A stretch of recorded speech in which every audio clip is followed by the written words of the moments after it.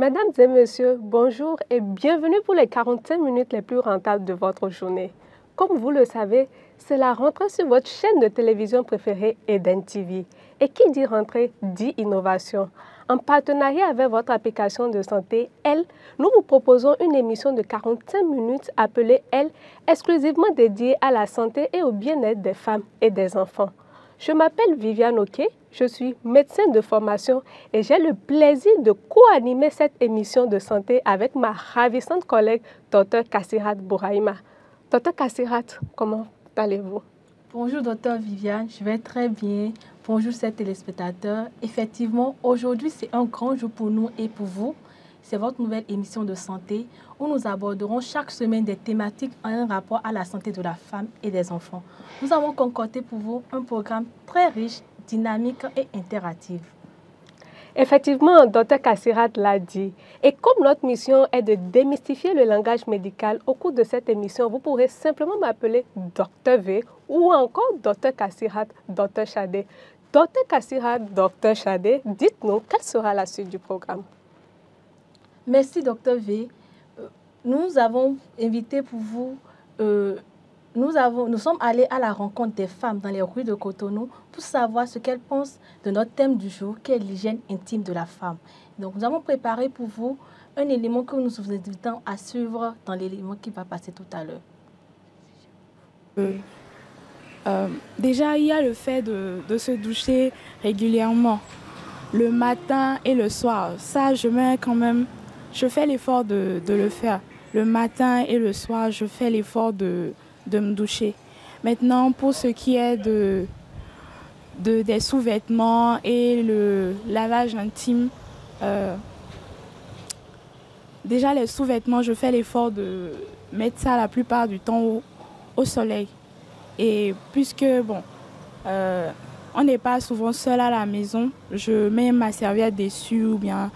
Bon, en tout cas, je n'expose pas ça. Et quand le soleil est assez haut, je sèche ça. C'est à ce moment-là, je sèche ça. Et pour ce qui est de la toilette intime, on dit souvent que le savon, je sais pas trop.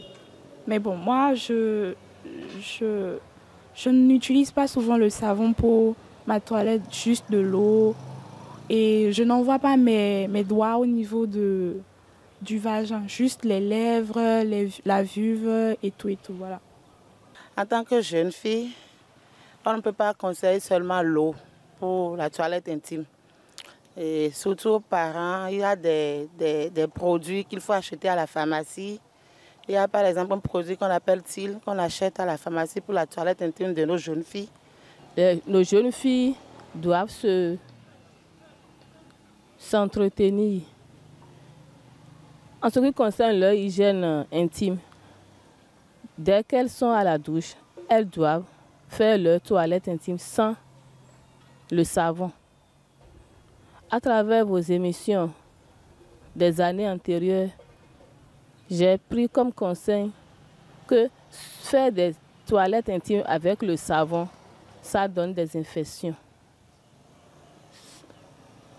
Et concernant leur couche à mettre, ils doivent utiliser nos linges, nos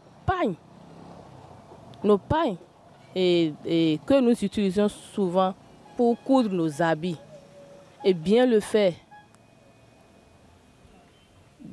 bien se doubler. Et concernant nos couches artificielles, il paraît que ça donne plus d'infections. Moi, depuis que j'ai eu mes menstrues à l'âge de 16 ans, ma maman m'a conseillé le paille. Et jusqu'à présent, j'utilise le paille. Et je me sens bien à l'aise dedans. Avec les pailles de coton, faites en coton, on est bien à l'aise dedans. Plutôt que d'utiliser les couches artificielles de 500, 600 de nos jours.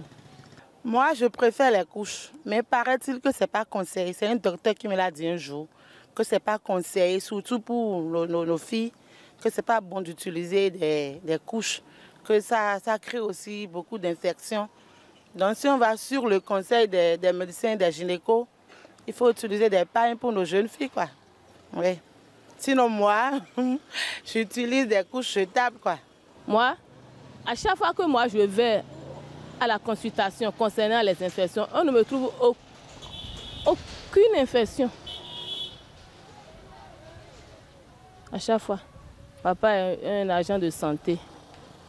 Il travaille dans le centre de santé de Sogbo.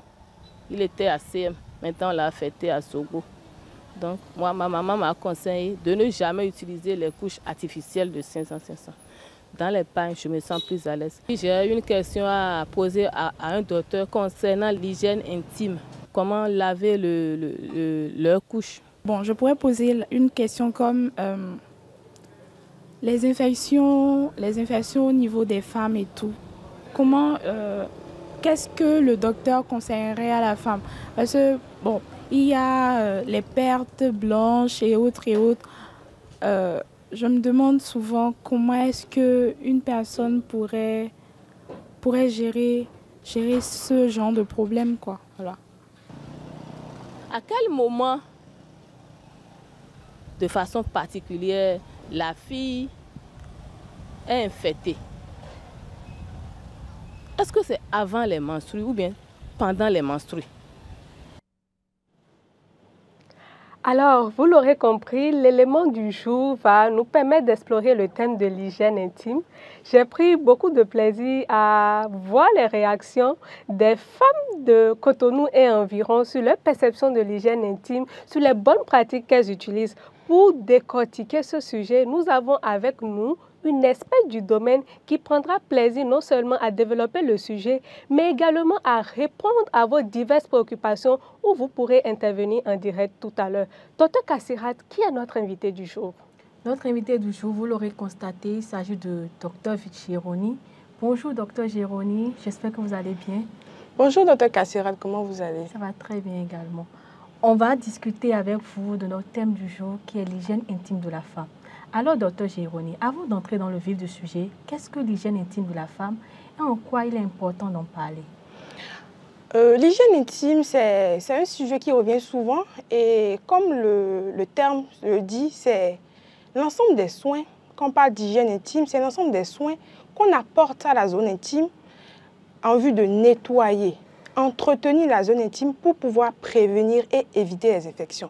Donc, quand on parle d'hygiène intime, c'est tout ce qui est comme soin, qui est relatif à la partie intime de la femme pour pouvoir éviter et prévenir les infections. Alors, docteur Gironi, quand vous dites partie intime, est-ce qu'on pourrait aller un peu plus dans les détails? Parce que cela pourrait être un peu subjectif. Ce qui pourrait être intime pour moi pourrait ne pas être intime pour l'autre.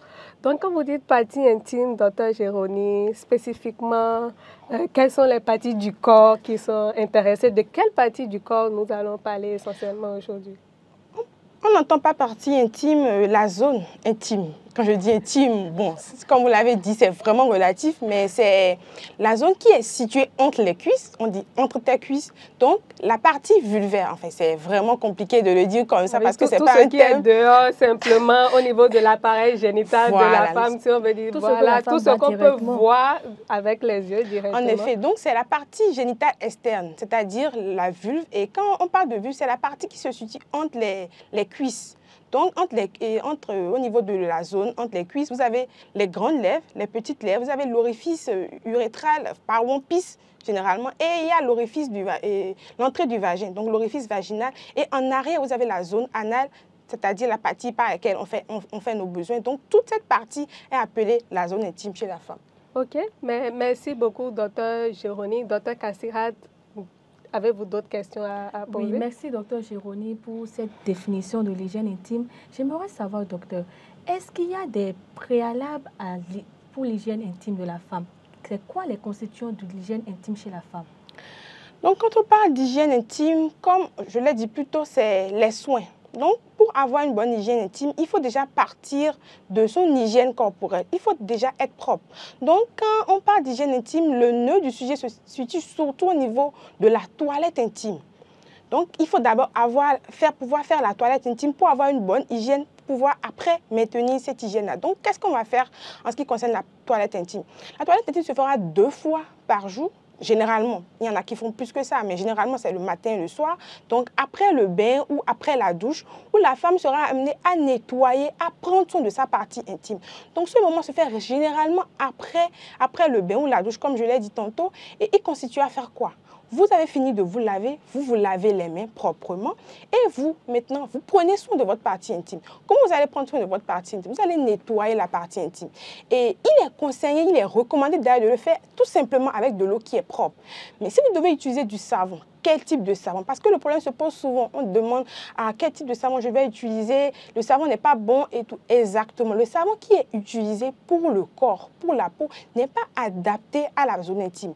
Parce que la zone intime, c'est comme une muqueuse. Quand je parle de muqueuse, c'est une partie de peau, de chair, si vous voulez, qui est différente de la partie externe. C'est comme dans la bouche. Vous voyez que la partie dans la bouche, la muqueuse, on appelle ça la muqueuse buccale. La partie dans la bouche, elle est plus sensible, elle est plus fragile que la peau. Donc, c'est la même chose au niveau de la zone intime. C'est une muqueuse. Donc, il ne faut pas utiliser des agents qui vont agresser, qui seront agressifs. Donc, évitez les savons de corps pour la zone intime. Si vous n'avez pas des soins qui sont adaptés à la zone intime, tout ce qu'il y a à faire, utilisez de l'eau. Maintenant, si vous devez utiliser des savons, quel type de savon nous allons utiliser? Il faut privilégier les savons qui ne sont pas parfumés, les savons qui sont sans parfum, qui sont hypoallergéniques et qui ont un pH neutre, c'est-à-dire des savons qui sont vraiment neutres.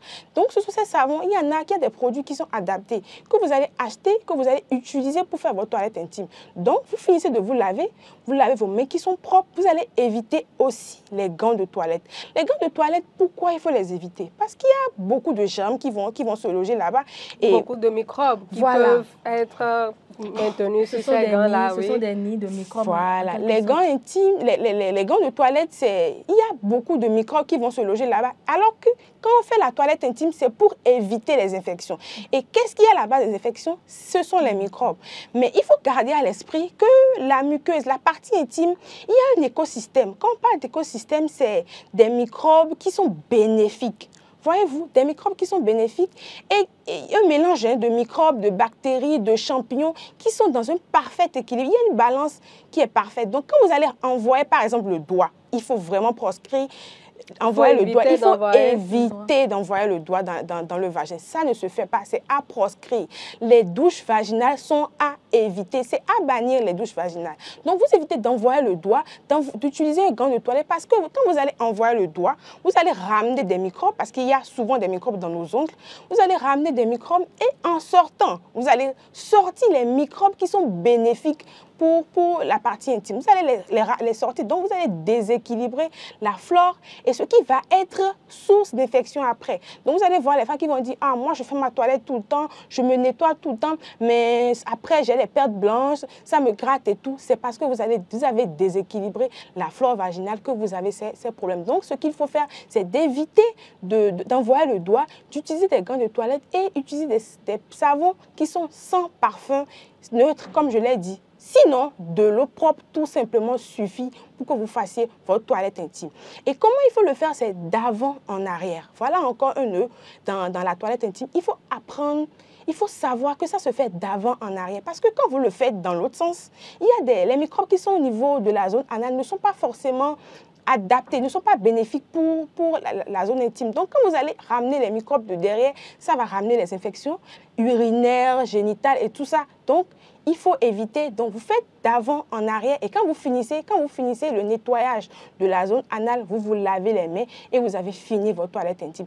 Après, vous allez vous assécher avec une serviette qui est adaptée, qui est personnelle à vous, qui sera propre et vous ne frottez pas. Vous tamponnez tout simplement. Après, tamponner, c'est-à-dire tapoter légèrement la zone sans frotter. Vous avez fini déjà de nettoyer, donc vous ne frottez pas, pardon, vous tamponnez tout simplement et vous avez fini. Après, il faut mettre quel type de sous-vêtements? Tout ça, ça fait partie de l'hygiène intime. Privilégiez les sous-vêtements qui sont en coton. Les sous-vêtements en coton sont les plus adaptés pour le confort déjà et pour l'hygiène intime. Donc, les sous-vêtements en coton et évitez aussi les prothèses libres, parfumées et tout. Il faut éviter ce genre de trucs pour ne pas ramener les infections, éviter les irritations et garder son hygiène intime. Merci beaucoup, docteur. Alors, je voudrais que vous reveniez sur 2 points avant la suite des questions. La session, le vagin se nettoie, qu'on entend souvent dire. Je sais que nos téléspectateurs, nos téléspectatrices ont souvent entendu cela et on voit même parfois sur les réseaux sociaux certaines femmes s'exprimer et dire non, cette affaire de le vagin se nettoie, là, c'est chacun qui connaît son intimité, l'odeur, tout cela et tout, qu'il faut tout nettoyer et tout cela. Et je voudrais aussi davantage que vous puissiez expliquer à nos téléspectatrices et téléspectateurs pourquoi est-ce qu'il ne faut pas garder ces protège-slip-là, parce que sur les réseaux sociaux, on voit certaines qui pensent qu'en mettant cela, on est beaucoup plus propre en le gardant et tout cela et tout. Donc, est-ce que vous pouvez revenir sur ces aspects-là, docteur Fagbemi? Merci, docteur Viviane, pour la parole. Ces aspects, je le disais tantôt, le vagin s'auto-nettoie, c'est une vérité. Parce que Dieu, sachant faire ces choses, a créé le vagin de façon à ce que, comme je le disais, il y a des microbes qui sont là-bas, des virus, des champignons qui protègent la muqueuse vaginale contre les mauvaises bactéries. Donc, si vous avez l'habitude d'utiliser les prothèses libres, ces prothèses libres vont vous donner des irritations. Il faut tout privilégier. Des irritations, c'est-à-dire des inconforts, des... Oui, ça va vous gratter. Faire gratter, ok. Ça va vous gratter, ça va piquer. Et aussi, c'est source de chaleur. Et il y a des prothèses qui ne sont pas forcément vraiment... Il n'y a pas assez de coton dedans. Donc, il faut privilégier tout ce qui est coton. Parce que quand vous utilisez les prothèses libres, c'est beaucoup plus fin. Et il y a une partie qui est en plastique et tout. Ce n'est pas adapté pour l'hygiène intime. Donc, il faut éviter les sous-vêtements et les prothèses libres au niveau des sous-vêtements. Il faut juste garder son sous-vêtement qui est en coton et porter des vêtements aussi qui ne sont pas synthétiques. Éviter les vêtements qui sont synthétiques, qui sont trop serrés. Parce que les vêtements synthétiques, quand vous dites synthétiques, pour nous qui ne sommes pas beaucoup allés à l'école, les vêtements synthétiques, on a parfois les femmes l'habitude de mettre certains sous-vêtements qu'on appelle communément des collants. Donc, est-ce que vous êtes en train de nous dire que c'est que la matière de ces collants qu'on met déjà devrait être en coton, c'est cela, ou bien les pantalons que nous mettons directement en contact? En effet. Oui. En effet, les collants, quand vous voyez la composition, parce qu'il y a souvent une étiquette au niveau de nos vêtements, et vous voyez, il y en a qui sont en coton. Vous allez voir la quantité, la proportion de coton derrière l'étiquette. Il y a une petite étiquette qui est derrière, souvent les vêtements qu'on achète. Vous pouvez vérifier si c'est vraiment en coton ou s'il y a trop de polyester, s'il y a trop de fibres synthétiques. Parce que tout ça, quand vous allez porter, ça sera source de chaleur. Et vous savez que la chaleur n'est pas bénéfique pour la zone, parce que la zone intime est déjà assez cachée, donc rajouter une nouvelle source de chaleur, ça n'aide pas du tout pour l'hygiène intime. Alors, merci Dr Géroni pour ces éléments de réponse. J'aimerais savoir, Dr Géroni, est-ce qu'il y a des particularités par rapport à l'hygiène menstruelle lors des menstruations, par exemple? En effet, il y a des particularités. Nous avons vu dans le micro-trottoir, la maman a parlé et tout. La particularité, c'est beaucoup plus par rapport au type de protection qu'on va utiliser. Il y en a qui vont dire que ce n'est pas bon d'utiliser les couches, enfin les serviettes hygiéniques et tout. Il y en a qui vont te dire je préfère les pailles. Vraiment, c'est à tirer au cas par cas. Parce qu'il y a des femmes qui vont se sentir plus à l'aise avec les serviettes hygiéniques. Mais les serviettes hygiéniques, le problème, c'est quoi? C'est qu'il faut savoir choisir quel type de serviettes hygiéniques on achète. Donc, il faut privilégier toujours les trucs naturels. Donc, les serviettes hygiéniques qui sont en coton, qui n'ont pas de parfum. Il y en a qui sont en coton. Il faut aller à la pharmacie, il y en a, vous allez voir, il y a de différents types. Hein. Voir ceux qui sont en coton. Et c'est ça qu'il faudra privilégier. Et donc, pendant les menstruations, il faudra utiliser des serviettes hygiéniques qui sont en coton et penser à changer ces serviettes toutes les 4 à 6 heures. C'est la particularité. Il y en a qui vont te dire, je ne saigne pas trop, donc quand je mets une seule couche en journée, c'est bon, ça me suffit toute la journée. Non. 4 à 6 heures après, qu'elle soit imbibée complètement ou pas, il faut changer sa serviette hygiénique. On va le dire en français facile, au moins 4 fois. Le changement de la serviette hygiénique. 4 fois par jour. Pendant les menstruations. Voilà. 4 fois par jour, il faut changer sa serviette hygiénique. Et pour ceux qui utilisent les tampons, c'est pareil. 4 à 6 heures, il faut changer. Et maintenant, pour celles qui vont utiliser les serviettes réutilisables, les serviettes lavables, les pailles et autres, il faudrait qu'il y ait encore une petite touche de propreté. sur ce volet. Parce que quand vous allez utiliser les pagnes, qu'est-ce qui va se passer? Vous allez devoir bien les laver. Il faut veiller à bien les laver et à les sécher au soleil. Là, vous êtes sûr que vous avez tué tout ce qu'il y a comme microbes. Et pendant que quand vous avez fini les menstruations, il faudrait veiller à, quand vous regroupez ce que vous avez déjà utilisé, vous les lavez et vous les faites bouillir. Là, vous faites une stérilisation en quelque sorte. Vous séchez au soleil. Stérilisation, c'est que vous enlevez les germes complètement. Donc, vous les lavez correctement, vous les faites bouillir, vous les séchez au soleil. Et là, après, quand ça sèche, vous les rangez dans un endroit propre pour pouvoir réutiliser après. Donc, c'est la petite touche qu'il faut observer quand on utilise les serviettes lavables et tout. Donc, et aussi, ne pas oublier que c'est toutes les 4 à 6 heures qu'il faut changer sa protection. Alors, merci beaucoup, Dr Fagbemi. Cela nous donne l'inspiration même de consacrer une émission entièrement à la question de l'hygiène menstruelle parce qu'il y a beaucoup à dire, comment choisir sa protection, comment est-ce qu'on fait avec telle ou telle autre protection. Mais nous n'allons pas monopoliser la parole entre professionnels de santé. Nous allons ouvrir l'antenne et permettre aux téléspectateurs et téléspectatrices de poser leurs préoccupations. Donc, nous allons vous inviter, chers téléspectateurs et téléspectatrices, à bien vouloir poser directement vos questions et préoccupations à travers le numéro qui s'affiche directement à l'écran. Vous le verrez directement à l'écran à travers un appel direct. Vos préoccupations seront prises en compte. Et l'invité du jour, on le rappelle, Dr Fagbemi Chéroni, qui est médecin en spécialisation de gynécologie et d'obstétrique, qui se fera un plaisir de répondre à vos diverses préoccupations. Alors, Dr Chéroni, en attendant que les intervenants ne posent leurs questions, il y a lors du micro-trottoir une... Alors, on me notifie qu'il y a une intervention.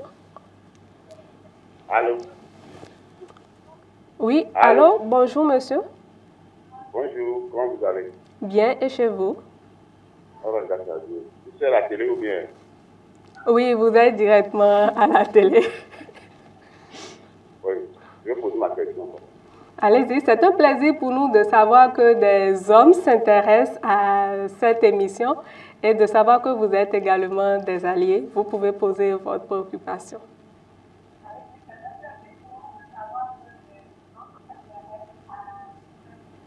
Ok. Moi, on m'appelle Pierre Hidrata. Je suis habitant.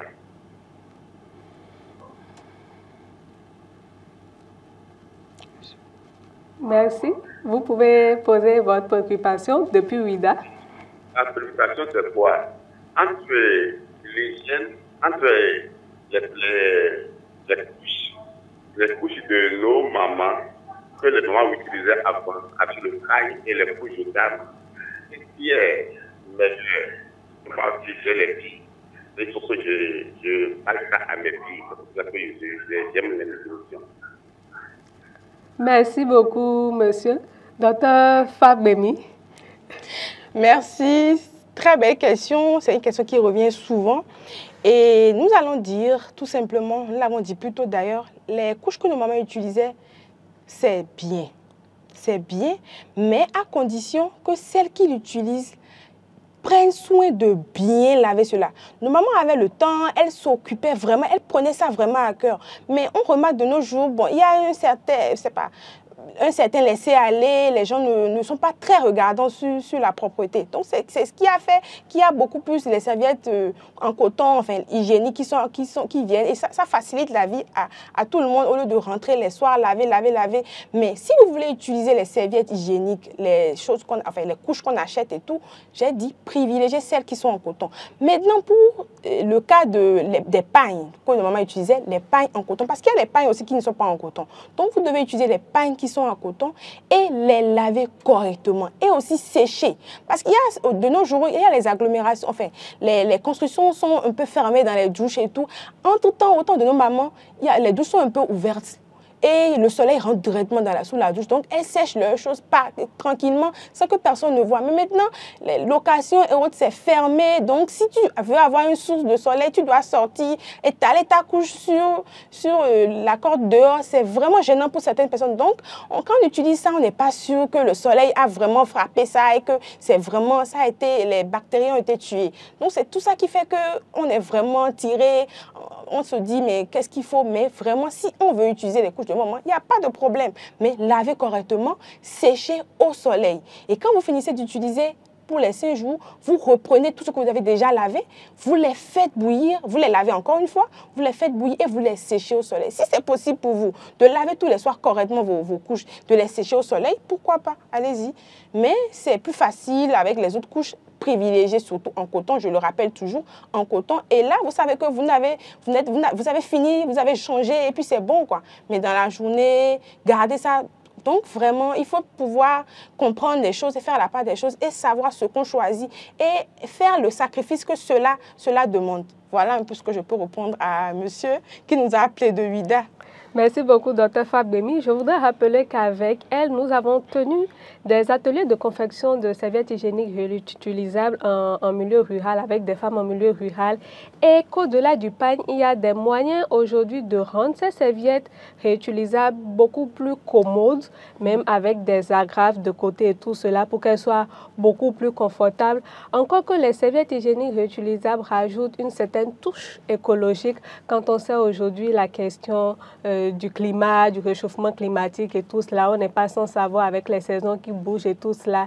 Et en tant que femme, peut-être que notre manière de réduire notre consommation de plastique pourrait également être l'utilisation de ces serviettes hygiéniques réutilisables-là, mais également, comme vous l'avez dit, qui pourraient être contraignantes pour certaines femmes pendant qu'elles sont peut-être à l'école ou au travail, respecter les horaires, changer, nettoyer d'abord pour que cela ne se conserve pas pendant trop longtemps avant de rentrer et tout cela et tout. En tout cas, merci beaucoup, Dr Fagbemi, pour la réponse à cette intervention que j'espère a satisfait notre téléspectateur. Je voudrais également vous rappeler que vous pourrez nous faire également des suggestions de sujets pour les prochaines émissions. Donc, s'il y a également d'autres intervenants ou intervenantes, la ligne est totalement ouverte. Alors, merci. Docteur Kassira, tout à l'heure dans l'élément, on a vu une femme qui posait des questions par rapport aux infections génitales de la femme et tout cela.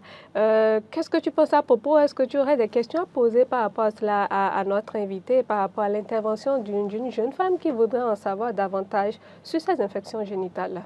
Bien sûr, docteur Viviane. Docteur Fagbemi, dites-nous, quels sont les signes d'alerte qui peuvent orienter une femme vers une consultation qui peuvent lui permettre de savoir qu'elle a un problème dans son intimité?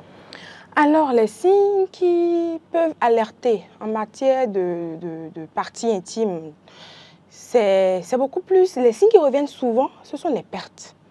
Là, dans l'intervenante a parlé, enfin la jeune fille a parlé tout à l'heure des pertes blanches et tout ça. C'est beaucoup plus les pertes. Les pertes sont en tête de liste. Alors, les pertes, il faut savoir qu'il y a les pertes qui sont normales. Toutes les femmes ont des pertes. Ça, il faut le savoir. Toutes les femmes ont des pertes. Mais les pertes, il y a des pertes qui sont normales et les pertes qui montrent qu'il y a un problème. Les pertes qui sont normales sont comment? Généralement, au milieu du cycle, nous avons les pertes de aspect varient, voilà, au cours du cycle menstruel chez la femme, qui dure en moyenne entre 25 à 30 jours, 28 jours en moyenne. Donc, les pertes vont vraiment varier selon le moment du cycle. Donc, au milieu du cycle, vous aurez des pertes qui seront plus claires, qui auront l'aspect du blanc d'œuf. Du blanc d'œuf qui sera vraiment clair, transparent, translucide et filant, voyez-vous. Donc, les pertes auront cet aspect. Mais dans l'autre partie du cycle, les pertes auront tendance à s'épaissir, à devenir un peu plus opaques. Crémeuse. Pardon? Comme de crémeuse. Voilà, oui. Un peu plus crémeuse. Mais opaque, c'est-à-dire un peu plus blanc, oui. Pas transparent comme le blanc d'œuf, comme l'autre, et les premières, mais un peu différentes. Mais il faut garder à l'esprit que les pertes qui sont normales ne sont pas trop abondantes. Et qu'elles ne sont pas beaucoup. Voilà, ne sont pas beaucoup. Et qu'elles ne donnent pas des signes comme les grattages, enfin le prurite, ouais. Donc les grattages. Et quand les pertes s'accompagnent de grattage ou que l'aspect change, c'est-à-dire la couleur. Vous voyez vos pertes qui deviennent carrément jaunâtres, purulentes, comme du pus, voilà, l'odeur qui change. Voilà, l'odeur qui change, ça de une forte odeur. Tantôt, c'est verdâtre, il y a des bulles dedans. On dit poisson pourri, des odeurs de poisson pourri. Et pour ça, on veut nettoyer, envoyer le doigt et tout. Ça veut dire qu'il y a un problème déjà. Donc, quand vous avez vos pertes qui virent déjà dans cette catégorie, ça sent mauvais et ça gratte. Et ça s'accompagne parfois, quand vous urinez, vous sentez que ça brûle, ça pique. Il y en a qui vont parler de chaude pisse et tout ça. Quand vous avez des signes comme ça, il faut savoir qu'il y a un problème et qu'il faut nécessairement consulter un spécialiste. Merci, docteur Fagbemi. On va revenir à l'odeur. Bon, je pense qu'on a un intervenant qui veut poser une question. Oui, bonjour, monsieur ou madame. Bonjour, j'espère que vous vous portez bien. Très bien, et vous? Ça va bien. Vous nous appelez depuis où? Pardon? Vous nous appelez depuis où? Je vous appelle depuis Cotonou. Nous vous écoutons pour votre question. Parfait. Je remercie Dr Fagbemi pour l'émission et aussi la qualité de l'information. J'aimerais demander que conseillez-vous aux femmes qui systématiquement demandent des pertes se rendent à la pharmacie pour prendre des ovules gynécologiques et émettre. Merci beaucoup. Merci, monsieur, pour votre question. Vraiment, merci pour la question. C'est très bien d'avoir souligné cet aspect parce que les femmes vont te dire souvent j'ai des pertes et tout. Telle avait utilisé ça, quelque chose pour ses pertes. Elle est allée en pharmacie, on lui a servi quelque chose qui a marché, donc je vais utiliser. Il faut savoir que les pertes, on a tendance, on se dit c'est des pertes, mais toutes les pertes n'ont pas la même signification. Donc, les pertes, il y a l'aspect qui diffère. Il y a des pertes qui seront blanchâtres, il y aura de petits caillots blancs dedans. Il y en aura qui seront comment on dit, qui seront verdâtres, qui seront jaunâtres. Et chaque type de perte avec les signes qui vont avec. Parce que les pertes ne viennent pas tout seuls. Il y a souvent de quelques signes qui viennent avec les pertes. Donc, avec les signes qui vont avec, oriente vers une maladie, enfin une infection donnée. Donc, quand vous vous rendez en pharmacie et qu'on vous sert une ovule ou une autre pour telle, des fois, ça n'est pas adapté à l'infection que vous avez. Et comme les ovules, c'est souvent des antibiotiques ou des antifongiques, vous allez créer une résistance à la longue. Donc, on a toujours dit qu'il faut éviter l'automédication. Donc, se rendre à la pharmacie. Automédication, c'est-à-dire soi-même, aller soi-même prendre son médicament, surtout quand il s'agit encore des antibiotiques et tout ça. Exactement. Il faut éviter de se rendre à la pharmacie parce qu'on a des pertes et acheter des médicaments juste comme ça. Il faut toujours consulter et c'est le spécialiste, l'agent de santé, le médecin qui vous a consulté, qui verra en fonction du type de perte, en fonction des signes qui vont avec, qui saura, vous dire ça c'est tel type de perte, ça c'est tant et voilà ce qu'il faut faire, voilà ce qu'il faut faire. Donc, je pense, docteur Fagbemi, que nous avons une autre question. Alors, vous pouvez intervenir. Oui, bon, j'aimerais poser une question. Oui. Allez-y.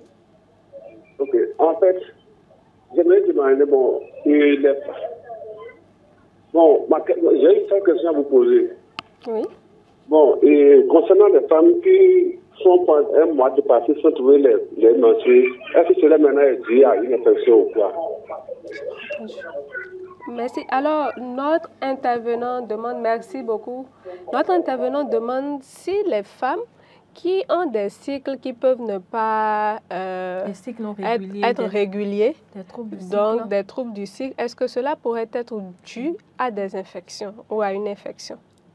Les troubles du cycle, les causes sont vraiment variées. Il y a beaucoup de causes qui peuvent donner des troubles du cycle. On ne va pas dire oui, c'est les infections. Non, ce n'est pas les infections. Quand vous avez des troubles du cycle, il faut tranquillement consulter un médecin, plus précisément un spécialiste en la matière, un gynécologue obstétricien, qui va vous examiner. Et en fonction des signes qui accompagnent les troubles du cycle, en fonction de ce que vous et en fonction de ce que vous voulez, il pourra vous orienter, faire les explorations et pourra vous dire exactement de quoi il s'agit. Moi, je ne vais pas d'emblée dire c'est parce qu'il y a les infections, mais il y a des infections qui peuvent aussi donner ce genre de problème. Mais tant est qu'il y a beaucoup de causes à ce problème, donc il faudra consulter et avoir l'avis d'un spécialiste et pour pouvoir savoir ce qu'il faut faire. Merci beaucoup, Dr Fagbemi. Je rappelle que notre émission est la première d'une série qui se tiendra tous les mercredis à partir de 14h00 en direct sur Eden TV et en rediffusion tous les jeudis à partir de 19h30. Vous pourrez également suivre cette émission sur les canaux digitaux de Eden TV, notamment sur la page YouTube. Dr Fagbemi, alors nous étions sur les questions des infections. Avant que l'autre intervenant ne pose sa préoccupation, et vous disiez tout à l'heure les signes d'alerte qui pouvaient amener la femme à consulter, et vous précisiez à nos téléspectateurs et téléspectatrices qu'il est important, devant ces signes-là, de consulter immédiatement un professionnel de la santé. En effet, donc je disais tantôt, quand vous avez des signes comme ça, les pertes qui changent d'aspect, qui deviennent vraiment inquiétantes, et vous avez des brûlures lorsque vous finissez d'uriner, vous avez mal aussi, parce qu'il y a des infections qui donnent des douleurs pendant les rapports sexuels. Donc vous avez mal pendant les rapports sexuels, ça veut dire qu'il y a un problème et qu'il faut consulter. Et donc il faut garder à l'esprit que le gynécologue n'est pas seulement là pour gérer les problèmes de grossesse, je veux un enfant, je suis enceinte, il faut tout ce qui a rapport à votre santé. S'il y a quelque chose qui vous inquiète, le premier ami fidèle, le premier ami intime d'une femme, c'est un gynécologue. Donc, passez voir votre gynécologue, ayez un gynécologue qui vous dira faites ci, faites ça et qui fera des bilans en fonction des signes que vous avez et pourra vous donner des conseils pour éviter à l'avenir d'autres infections. Puisqu'on dit généralement prévenir vaut mieux que guérir. Donc, mesdames, vous l'aurez compris, si vous avez des préoccupations, si vous avez des questions, si vous avez des signes, si vous avez des soucis en rapport avec votre intimité, n'hésitez pas à consulter un professionnel de santé pour être mieux orienté. Alors, avec la complicité de la régie, nous allons passer à notre rubrique Faits divers.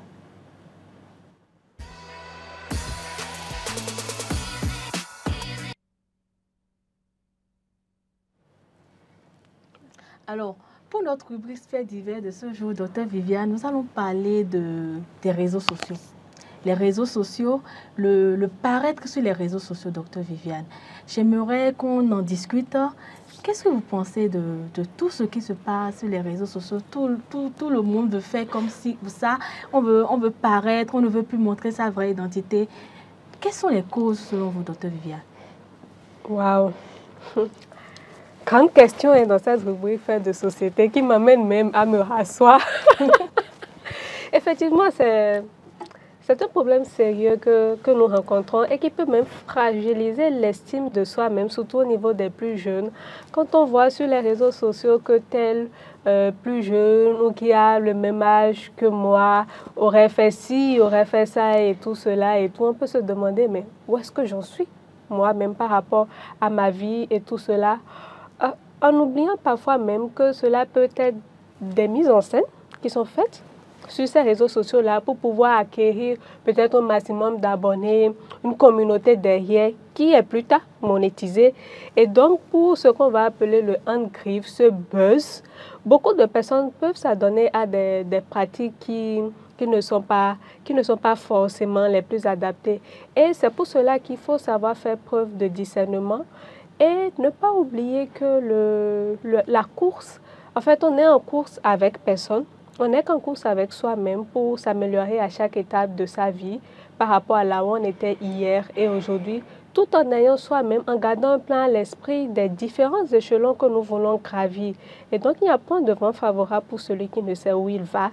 Et je pense que quand on sait là où on va, il faut pouvoir se concentrer, garder son objectif et tout ira bien.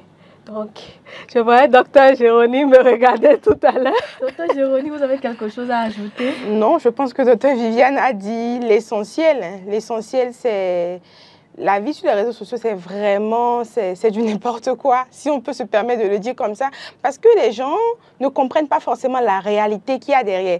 Les gens font ça, ils s'appellent en grippe des influenceurs parce qu'ils veulent gagner, comme Dr. vient le disait tantôt, monétiser cela. Donc, ils veulent juste gagner des likes, des vues, pour qu'on sache que bon, eux aussi, ils existent et tout, mais les gens vont s'endetter même pour vous montrer ce que vous voulez voir. Donc, si vous allez c'est pas trop, vous croire à ce qu'on vous montre, c'est vraiment pas ça. Il faut toujours se comparer à soi-même, à la base. Qui j'étais hier, qui je veux être demain. Donc, tous les jours, s'améliorer, mais ne se comparer à personne. C'est pas la peine de se comparer à qui que ce soit. On est maître de son destin, on est maître de soi-même. Donc, toujours chercher à être une meilleure personne, une meilleure version de soi-même. Donc, c'est tout ce que je pouvais dire. Donc, je retiens qu'il faut se comparer à la personne qu'on était hier. Il n'y a aucune comparaison à faire avec qui que ce soit. Oui, je voudrais rajouter, Dr. Kassirat, la définition de la santé, qui est un état complet de bien-être physique, mental et social et ne consiste pas qu'en l'absence de maladie ou d'infirmité.